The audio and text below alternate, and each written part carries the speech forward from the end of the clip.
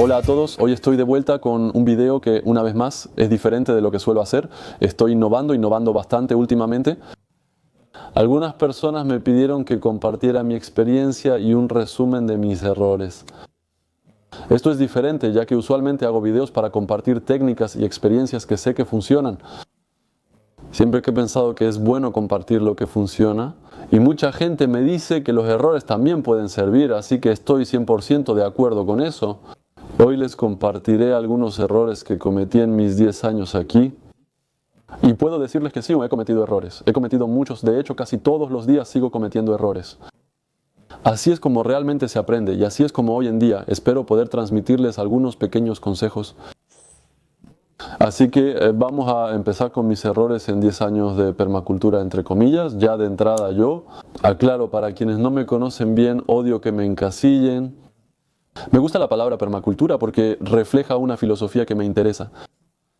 Pero no quiero decir que estoy 100% en la categoría de permacultura, simplemente por la razón de que me parece que la permacultura no siempre se entiende bien, que es algo muy global y que no está solo relacionado con la jardinería, solo con la producción de recursos vegetales o animales o lo que sea. No es solo agrícola, es mucho más amplio que eso. Bueno, ya está fuera de tema, quizás algún día haga algo para hablar de eso también. Así que bueno, aquí vamos con mis errores en 10 años. Hace 10 años yo llegué aquí, de hecho voy a hacerlo un poco más amplio porque hay 2 o 3 cosas que hice. Aquí estoy en el Domo del Zapote, en el jardín de Emervale. Y antes de estar en el jardín de Emervale, estaba justo al lado, en la granja que está justo detrás, a 300 metros de aquí. Y ya empecé a cometer errores allá, así que también les voy a hablar de algunos de esos. Entonces, primero traté de agrupar un poco mis grandes errores. Creo que haré regularmente estos videos donde hablaré de mis pequeños errores. Ahora les hablaré de los grandes errores que cometí en 10 años y aún recuerdo. Cometí varios errores similares. El primer grupo los abarca todos. Lo que tiene que ver un poco con el diseño. En permacultura se dice que es bueno organizarse un poco. Contar con una zonificación. La zona cero central corresponde a la vivienda o área de vida ubicada al centro del proyecto. Y luego, entre más lejos las zonas, menos las visitamos. Y se dice que está bien empezar pequeño, despacio, a pequeña escala cerca de la zona cero. Bueno, eso es, excepto que yo cuando llegué aquí no conocía mucho las nociones de diseño y hice un poco cualquier cosa. Comencé haciendo todo muy grande, mi terreno mide 2 hectáreas y me dije, esto es genial. Planté árboles muy separados, unos 20 metros entre cada uno porque no tenía muchos. Pensé que me era bueno empezar por todo el terreno, así que hay árboles en todas partes.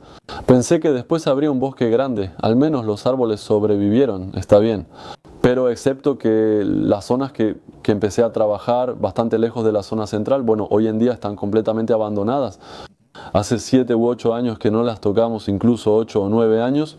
Para algunas zonas, hay zonas donde trabajamos el primer año y luego desde el segundo año me di cuenta de que estaba demasiado lejos y que no iba a ir.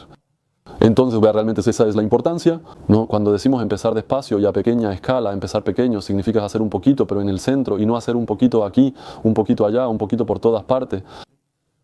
Así que esta cuestión de empezar pequeño es súper importante y yo no la respeté en absoluto. Breve resumen de los bancales, tema frecuente en permacultura. Les contaré mis historias sobre los bancales que hice, cómo, dónde y por qué los hice. Porque la verdad es que me equivoqué bastante con eso. O sea, hubo cosas que crecieron ahí, pero tampoco fue muy duradero. El primer año hice bancales al instalarme, pero no tengo fotos de esos. De los otros sí tengo algunas. Hice bancales en la entrada del jardín, bastante alejados de la zona central, pero junto al invernadero Eucam, donde pensé que estaría bien.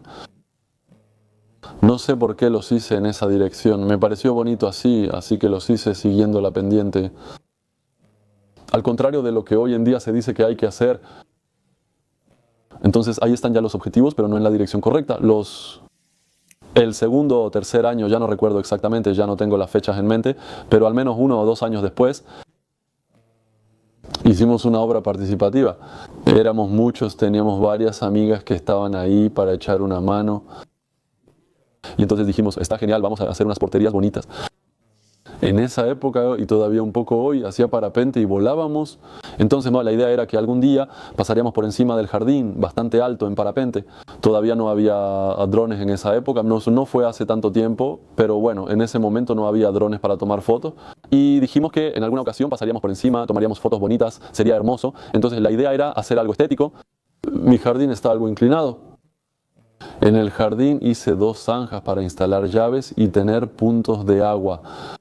Entonces pensé que alrededor de esos puntos de agua voy a hacer camas elevadas que los rodeen así y luego debajo camas elevadas que rodeen en el otro sentido. Y eso, visto en el dibujo, al menos no se veía bonito, parecía como unos ojos, una boca. Y luego pensé que en medio de eso vamos a hacer una especie de círculo grande de amapola, de tulipán, de flor roja. Eso será como una especie de nariz grande de payaso. Desde arriba parecía una cabeza de payaso, el lado gráfico era magnífico. Nunca pudimos volar en parapente para tomar fotos desde arriba y luego sé que de lo que me di cuenta el primer invierno que pasó, la primera gran temporada de lluvias, las formas eran algo curvas y seguían la bajada, pero no estaban organizadas respecto al flujo del agua ni nada similar. Toda la parte alta de los montículos estaba fuera del agua, bueno, a la salida del agua, así que ahí no había problema. Pero toda la parte baja de los montículos, ¿no?, donde estaba curvo en contra del sentido de la bajada, ahí se acumulaba agua, casi hasta la cima de los montículos había agua. Así que, bueno, para nada en el sentido correcto. Gráficamente, repito, era magnífico, pero si no, no era, ¿cómo decirlo?, no era nada inteligente hacerlo así, de todas formas.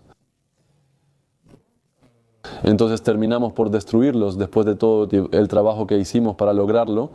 Un amigo vino con una mini excavadora para hacer una zanja y pasar el cable del teléfono. Le sugerí, si quieres, pásales la máquina para esparcir esos montículos, ya que no podíamos hacer nada con ellos.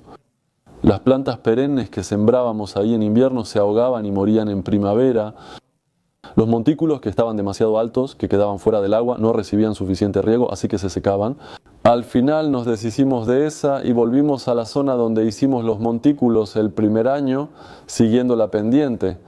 Fue en esa época cuando ya había oído algo sobre la permacultura. Aprendí que debían hacerse perpendiculares a la pendiente, no siguiendo la pendiente, así que los hicimos así. Tomamos esa herramienta, no recuerdo el nombre, es como un gran triángulo de madera con una cuerda en el centro. Ya saben, para trazar las curvas de nivel, para que las camas estén realmente sobre las curvas de nivel. Fue genial. Y al mismo tiempo, porque eso también fue un error, ya verán por qué después. Pero también cavamos zanjas y enterramos madera. El método, ¿cómo se llama él, cha?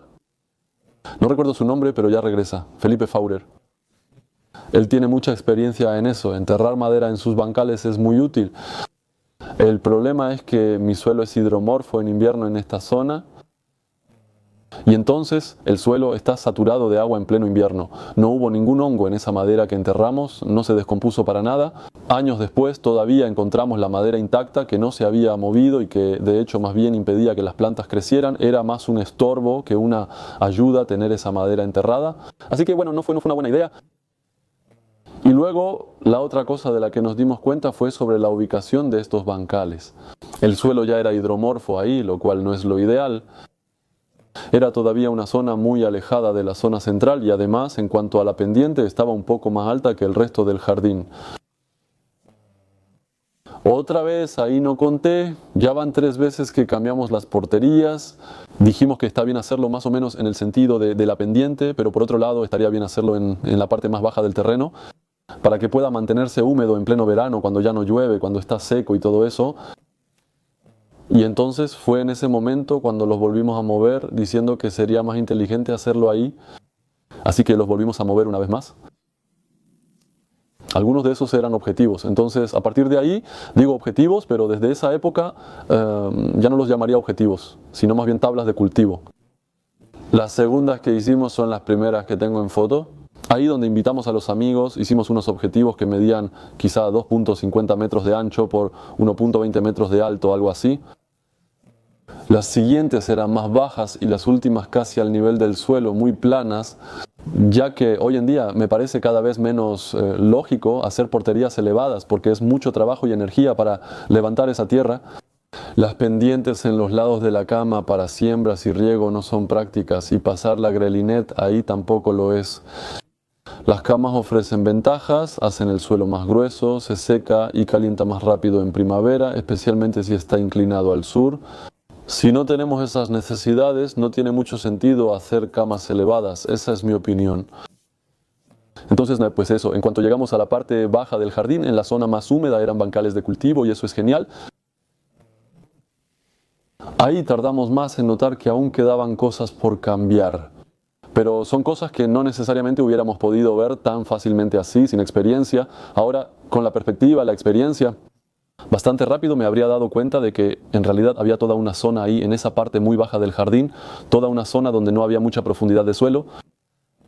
Entonces, las plantas que crecían eran de vaina, propias de zonas secas y áridas. En una zona de cultivo, los jitomates, aunque se regaban 2 veces al día, no producían nada y sufrían. Por otra parte, en una zona algo alejada y más arriba en el jardín, aún en la parte baja pero apartada, ahí incluso sin riego era magnífico. Así que bueno, último cambio. Ahí a partir de ahora quizá eso cambie de nuevo, pero a partir de ahora realmente estamos en esa zona. No estamos en la zona más cercana, la más baja, pero estamos en la zona de todas las zonas muy productivas, la más cercana a la zona de vida. Así que bueno, en cuanto a la historia de los objetivos, eso ha traído muchos cambios. De todas formas, hay muchas cosas, no creo que hubiera podido lograrlo a la primera. Es la experiencia la que te hace notar que hay cosas que funcionan y cosas que no funcionan. La historia de la madera enterrada. En ciertas zonas no hidromorfas es una gran técnica, en otras no hace falta. En otras zonas puede ser interesante, pero también se logran cosas eficaces sin eso. Así que cometan errores y verán qué funciona y qué no funciona. Eso es todo sobre la historia de los objetivos. También hablo de esta zona de vida, que es la zona un poco central, cerca de la zona baja del jardín. No tengo idea, ni siquiera puedo decirles hoy por qué la hice en ese lugar. Tal vez no lo sé. Era una cuestión de sensación, un lugar quizás, uno de los pocos sitios planos en una superficie grande donde se podía construir una cabaña plana. Hoy, cavando y haciendo pilotes, no se pudo lograr algo plano, incluso en zona inclinada. Hoy, con perspectiva, creo que esa zona central hubiera sido adecuada, quizá más cerca del camino y de la zona de acceso. En fin, pues no es el lugar más práctico, salvo que una cabaña, ahora que ya está hecha, no la voy a mover. Todo esto para decir que a menudo se dice en el diseño, las cosas que vamos a instalar, está bien tomarse el tiempo antes de poner algo que será difícil de mover. Podemos mover zonas de cultivo o huertos fácilmente. Cambiar las camas elevadas de lugar no es complicado de un año a otro. Frustra pensar que trabajamos en ese lugar para nada, aunque podremos recrearlo en otro sitio, pero una construcción no se puede mover. Eso es un poco más difícil de mover, así que es mucho más frustrante pensar que lo pudimos haber hecho en otro lugar. Adaptamos el diseño a eso, pero cuando ya está hecho, ya está hecho. Hablaré de unas marcas que hice en el jardín, es decir, los puntos de agua. Y desde el principio, incluso antes de estar aquí en el jardín de Emerveille, cuando estaba en la granja justo al lado de aquí, ya empecé a hacer algunas cositas. Unos amigos tenían una pala, una mini excavadora o retroexcavadora en algo grande para cavar hoyos. Y luego yo ya tenía ganas de hacer un estanque, así que hice mi primer estanque allá, primer estanque que nunca existió, ya que nunca pudimos llenarlo. El problema fue que yo tenía a mi disposición una herramienta que podía cavar hoyos y hoyos mucho más grandes que con una pala, así que hicimos un hoyo enorme. Y luego, bueno, pero después de pensarlo y de informarme aquí y allá, pues ya el agua no se iba a quedar ahí, el suelo era demasiado arenoso, no arcilloso, así que no retiene el agua. Entonces pensé en comprar una lona y decidí informarme, aunque ya no recuerdo. La alberca medía unos 10 o 12 metros de ancho y 2 de profundidad. Y de largo ya no me acuerdo, era enorme. Y de hecho, después de informarme, no existía una lona de ese tamaño. Había manera de hacer uniones y cosas así para que funcionara. Esa era la vida útil con esas uniones, no era lo más seguro en esa época. Así que no era posible. Y pues, como de todas formas mi proyecto no duró en ese lugar, esa alberca nunca pudo ser terminada. Sigue ahí, no la rellenamos. Sé una especie de enorme hoyo al lado del antiguo invernadero, la antigua cúpula geodésica que me había construido allá. Así que bueno, una pequeña decepción con respecto a esa alberca. Llegué aquí, donde estoy hoy, en este terreno. Y lo mismo, cuando me instalé, trajimos una mini excavadora para cavar zanjas, para pasar los tubos, los conductos, para llevar el agua y para pasar el cable para tener electricidad. Y entonces esa mini excavadora, una vez que estuvo ahí, dije, está genial, vamos a hacer un hoyo un poco menos grande. Vamos a hacerlo un poco según los formatos de lonas que existen. Así que tomé el formato más ancho que había.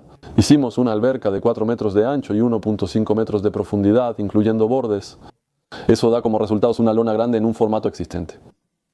El día que fui a comprar esa lona, el precio que me dieron simplemente no era posible.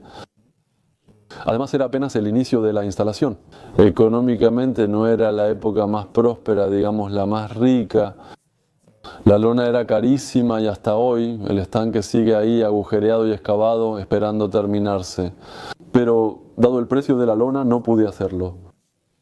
Así que ahora cuando hago un estanque compro la lona antes y luego adapto el hoyo según la lona que ya tengo y sé que una vez que esté cavado podremos ponerlo en su lugar de inmediato.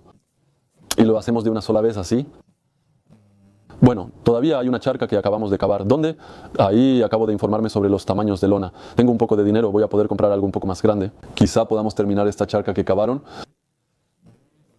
Pero bueno, infórmense antes si quieren cavar una charca. Ya hay arcilla en el suelo, va a aguantar. Y si no aguanta, ¿cómo harán para que se mantenga? ¿Y cuánto les va a costar hacer eso? Porque a veces uno se sorprende con el precio de los materiales. Y es una lástima dedicar tiempo y energía para preparar algo, empezar una obra y al final darse cuenta de que no se va a poder terminar. Eso es. Después, no sé si ustedes han visto desde el principio, hay errores que repito varias veces y los cometo varias veces, nunca de la misma manera, nunca exactamente el mismo error. Pero me gusta repetir. Aprendo un poco más así tal vez, no sé.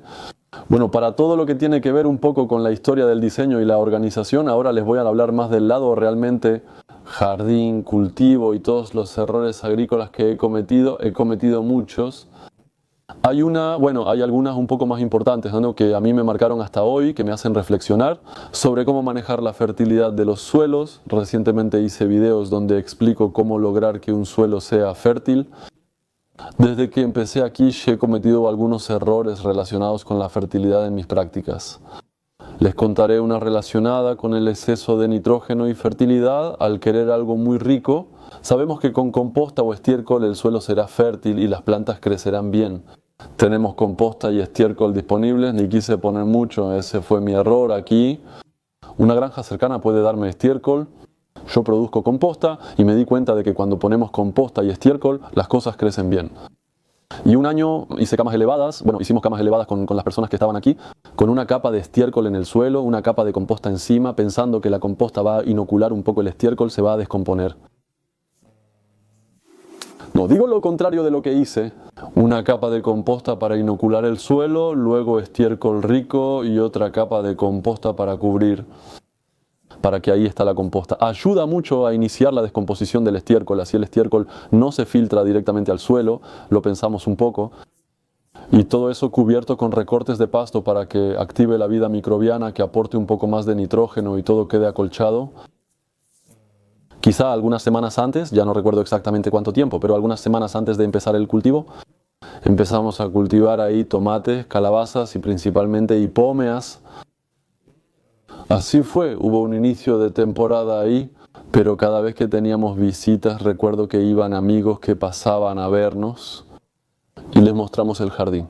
Una noche con lámparas y linternas nos volvimos locos con esas plantas calabazas e hipomeas, pero nunca había visto hojas tan grandes.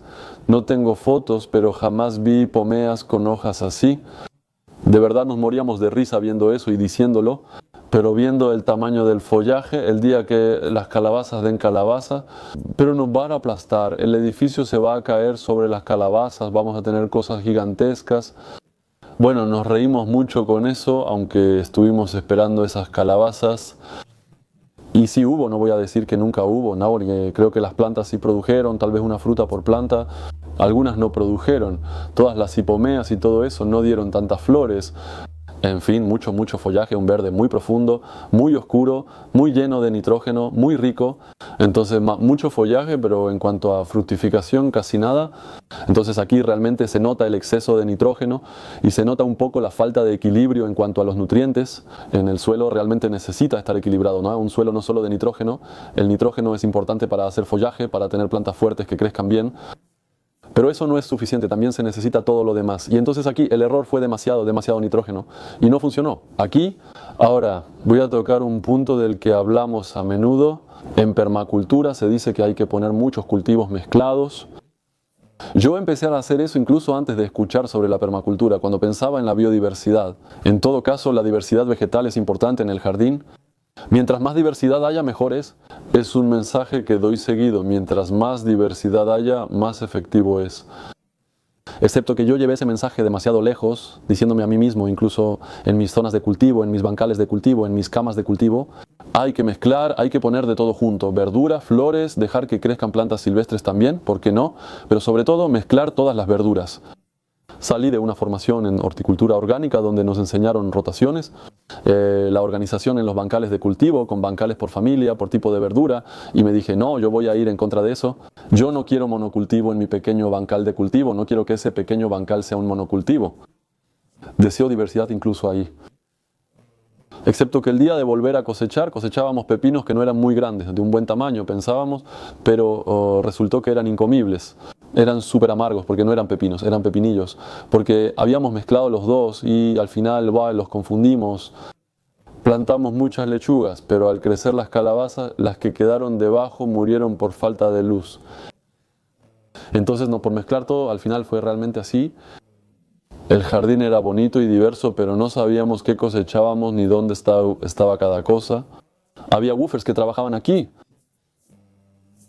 Y cuando les decíamos, vamos a recoger tomates o algo así, ¿y dónde están los tomates? Mira, hay un poco aquí, un poco allá, un poco más allá. Y entonces buscas, revisas, levantas el follaje, así que terminas completamente perdido en el jardín. Sobre la eficiencia de la cosecha, en lugar de tardar 3 minutos, ¡pum!, ya sabes dónde están tus cosas.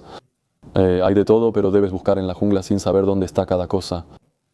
Así que bueno, después yo sí quiero aclarar algo sobre ese mensaje que afirma que en permacultura hay que mezclar todo.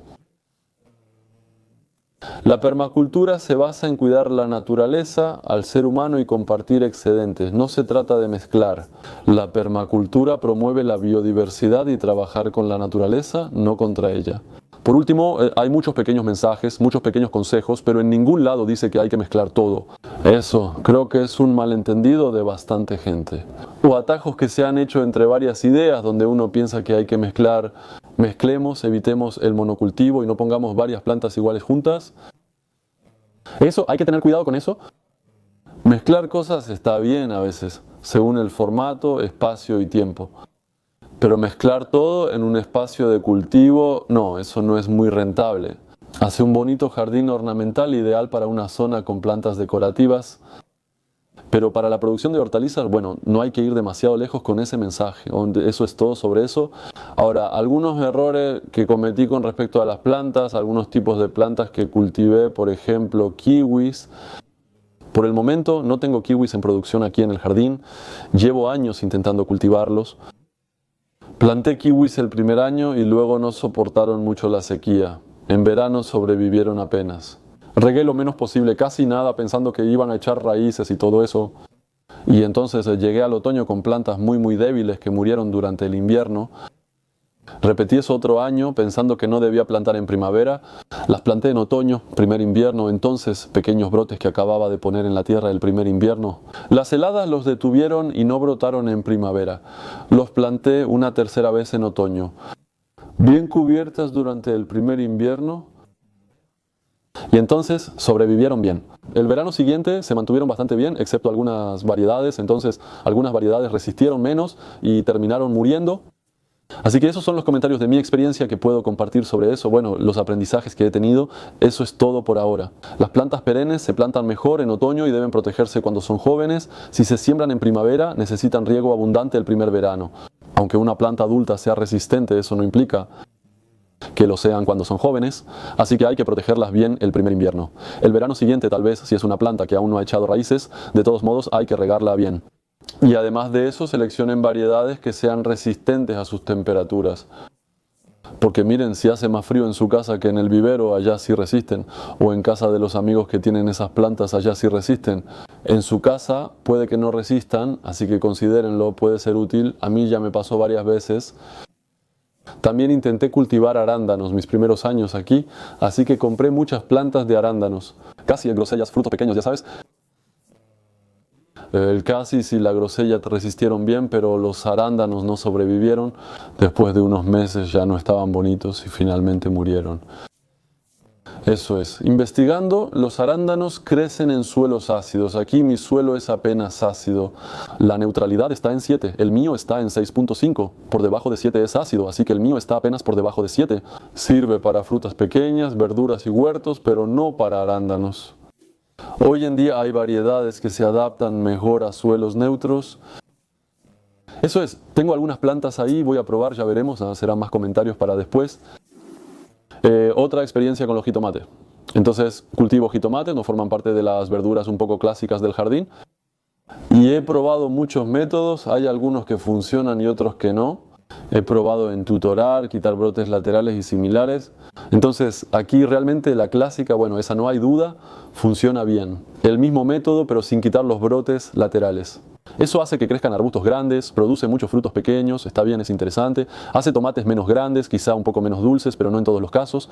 Los tomates, y aunque pequeños, están buenos. ¿Eso también funciona? Probé el método solo con rejillas, no sin tutores, como vi en casa de un amigo agricultor. Él compra unas para poner sobre losas del concreto.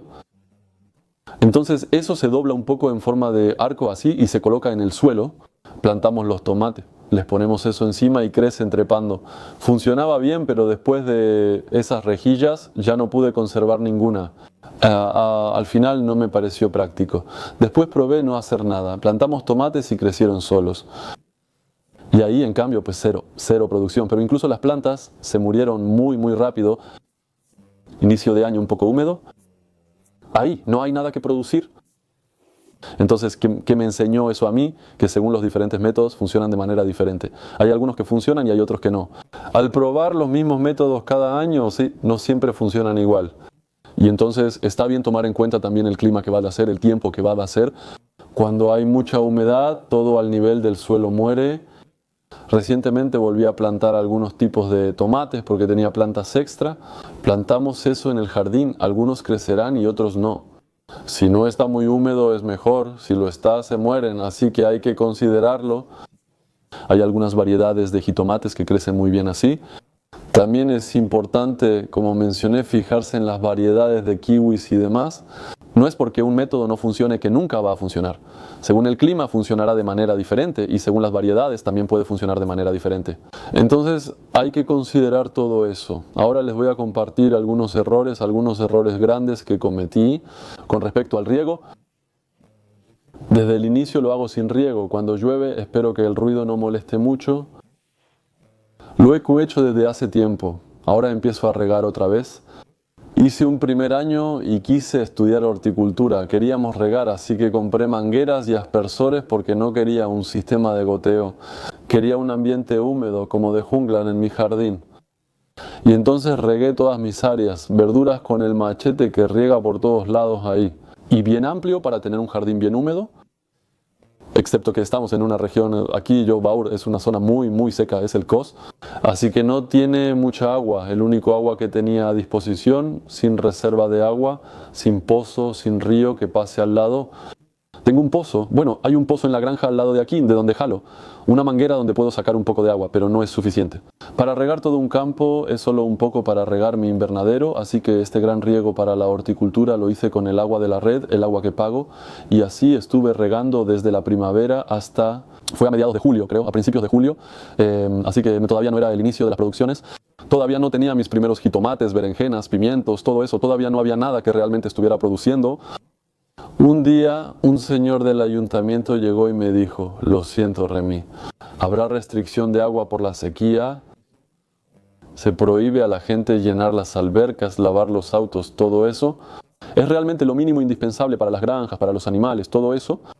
Tú para regar un poco el invernadero, pero en cambio para el riego en campo abierto por aspersión, eso sí, debes parar ahí porque pronto no tendremos agua. Si seguimos igual se acabará.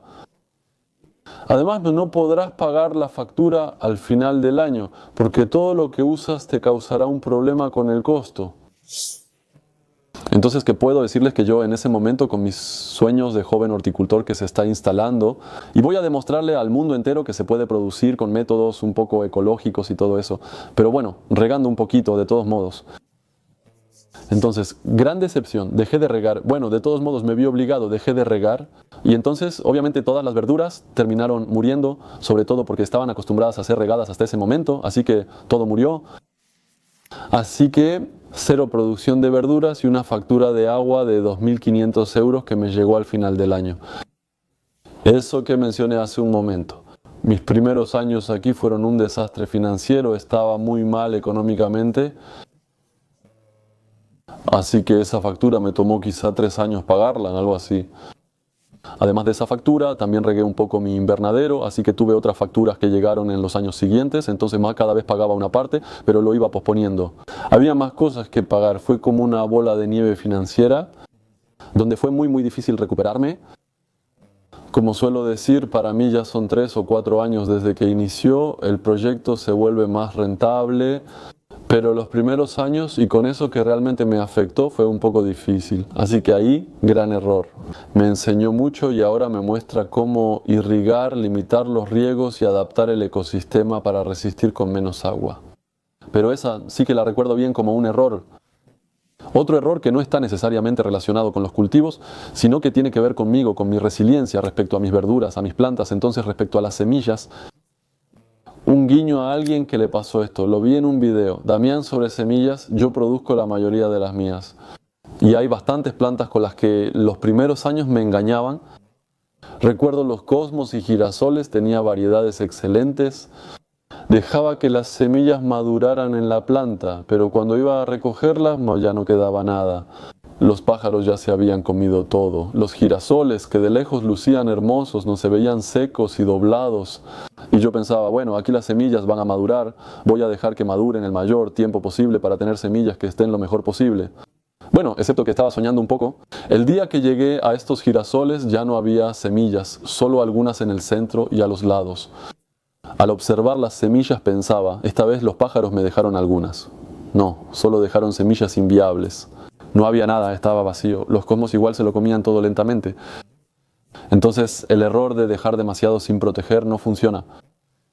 Evolucioné diciéndome esto mucho antes de estar completamente maduro o apenas al inicio de la madurez.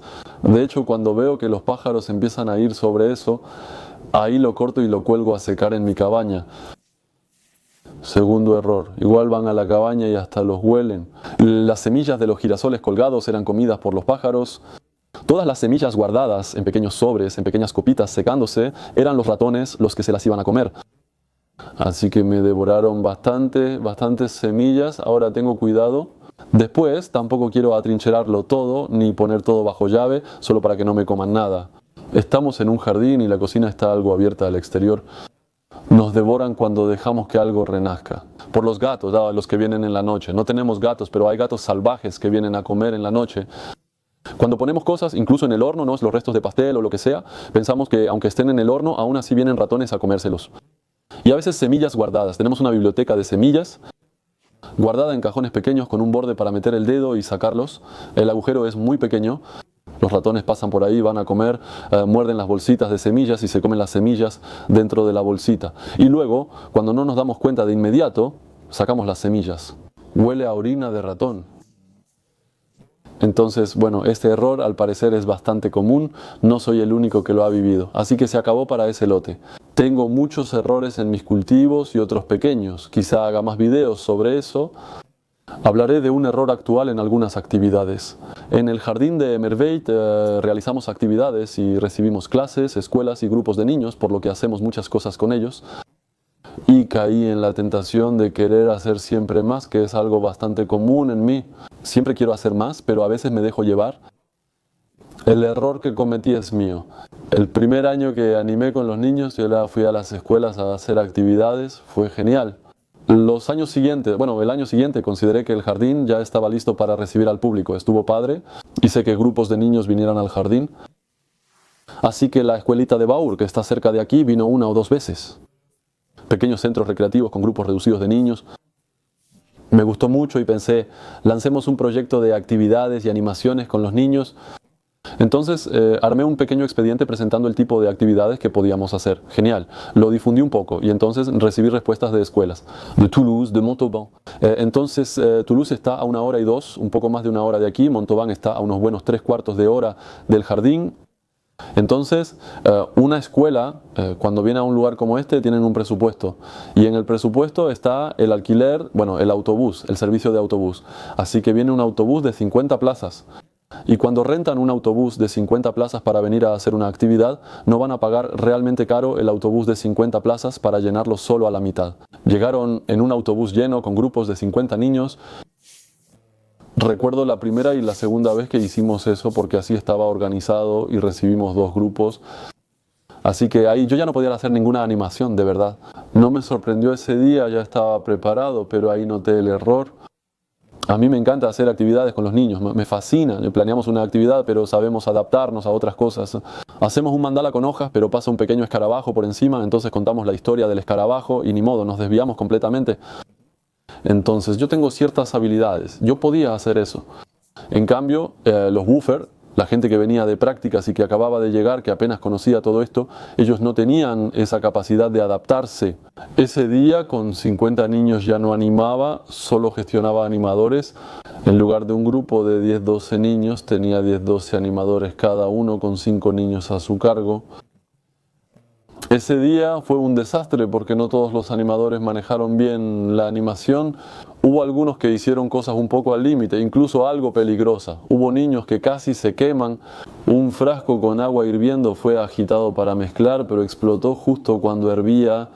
El animador terminó con la mano medio quemada, los niños asustados alrededor, no quemados afortunadamente, porque ahí sí hubiera sido un poco dramático.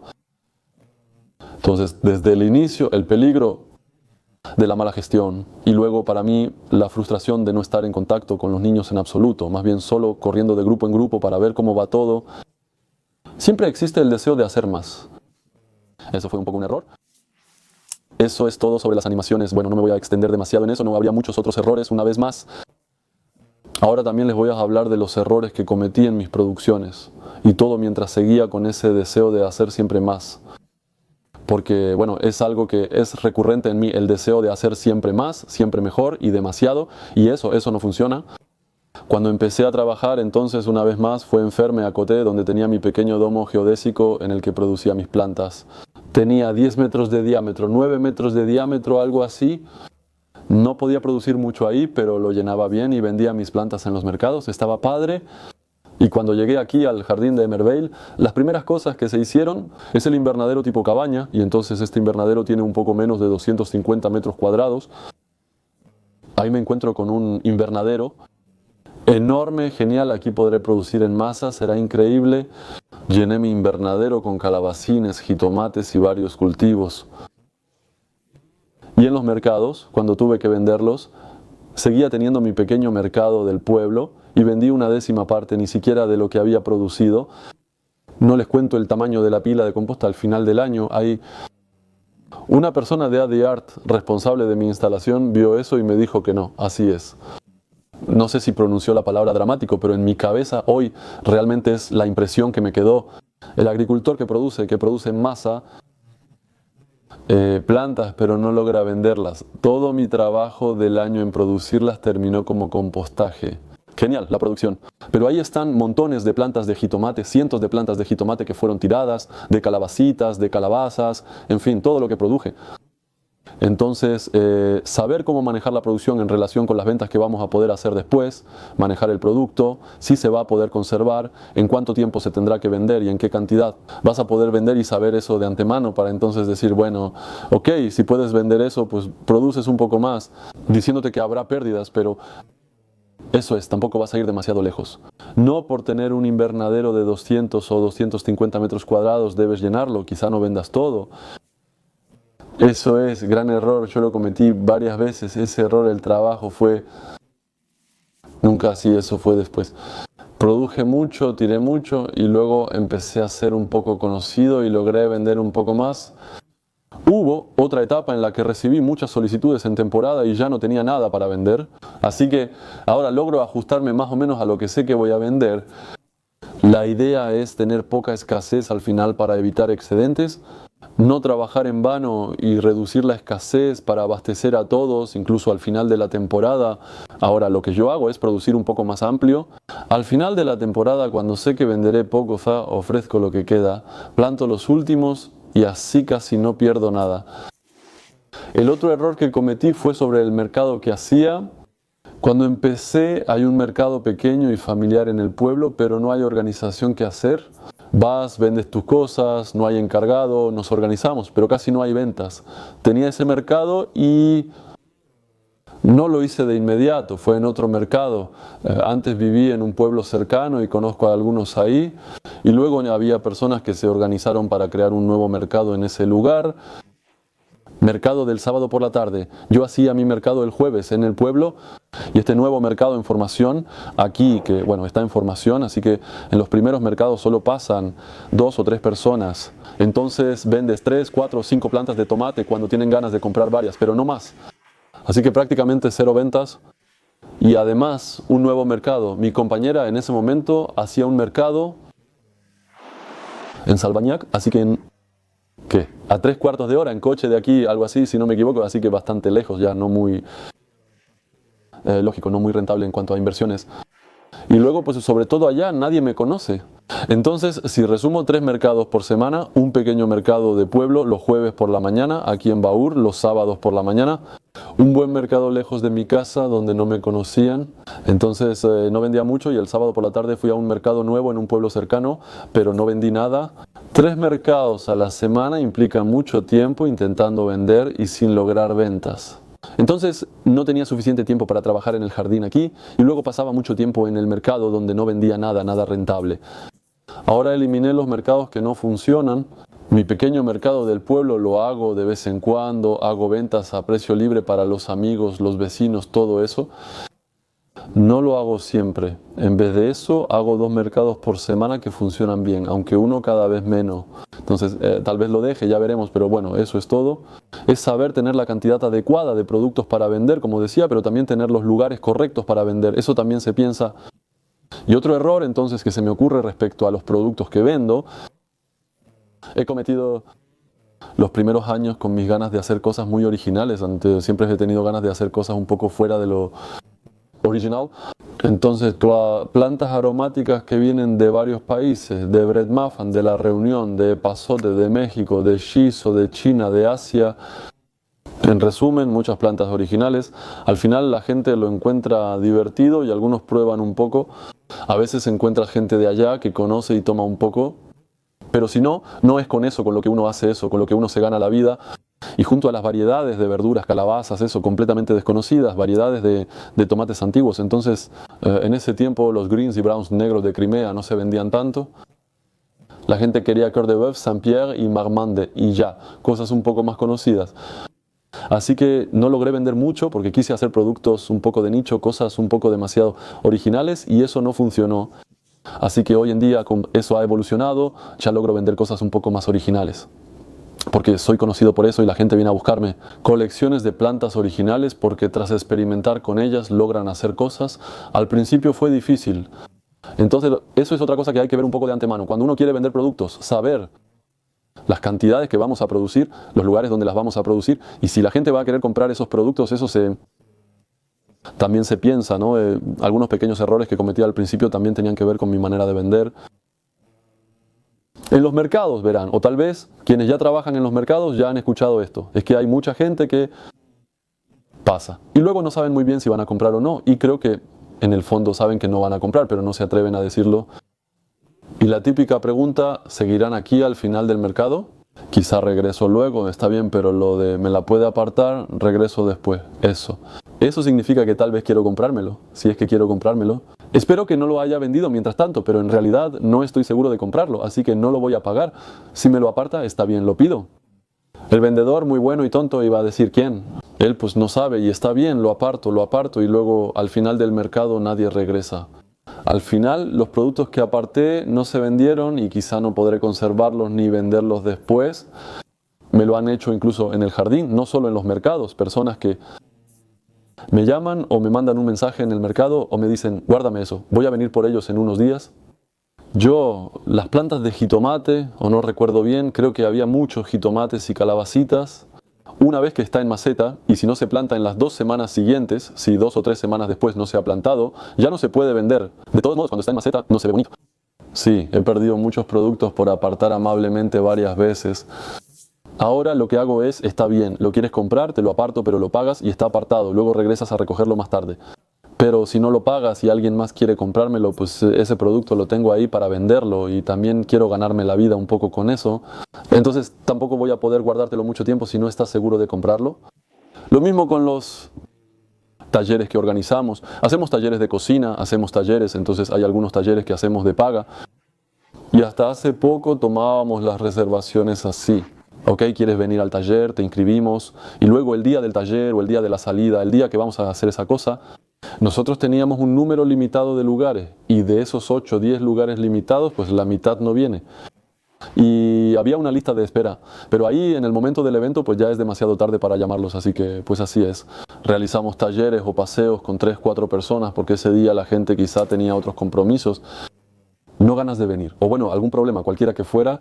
Pero ahora, hoy en día, estamos realmente, me parece para mucha gente, en un modo de consumo. Podemos tomar todo, tomamos todo y al final, si vemos que es gratis, lo tomamos. Y si no lo necesitamos, lo dejamos por ahí. Y luego, si podemos inscribirnos a algo sin pagar, nos inscribimos así nada más. Sé que si ese día tengo ganas de ir, mi lugar está ahí, pero si no tengo ganas de ir, bueno, pues a mí no me costó nada, así que está bien. Entonces ahora, hoy en día, cuando hacemos cosas de pago, pues cobramos en la inscripción o pedimos que paguen una parte, ¿no? De hecho, creo que ahora ni siquiera hacemos eso. Cobramos el curso de pago completo desde el inicio, vas a pagar el resto cuando vengas, así que paga ese día y ya no tendrás problemas de dinero al llegar. Además, hacemos cosas gratis. O ahí es la cantidad de lugares, eso no está limitado y no tenemos problemas con la cantidad de lugares el mismo día. Todo eso fueron aprendizajes. Cometimos errores antes de lograr la organización actual. Eso es todo, terminé. Entonces, de un poco de grandes errores, hay otros pequeños errores más personales, pero de esos no les voy a hablar. Son historias personales o decisiones de vida que tomaremos. Este proyecto lo he llevado por 10 años. Estuve a punto de dejarlo al principio, este proyecto, estuve a punto de dejarlo todo por una chica, pero no lo hice. Seguí con este proyecto y pensé que ninguna chica me haría dejarlo. Y luego, después de eso, dejé a otras chicas, terminé otras historias porque mi proyecto era más importante que todo. Ahora, hoy encontré un punto medio, o al menos ya una persona que me corresponde un poco más. Pero ante todo me encontré y hallé mi propia forma de actuar.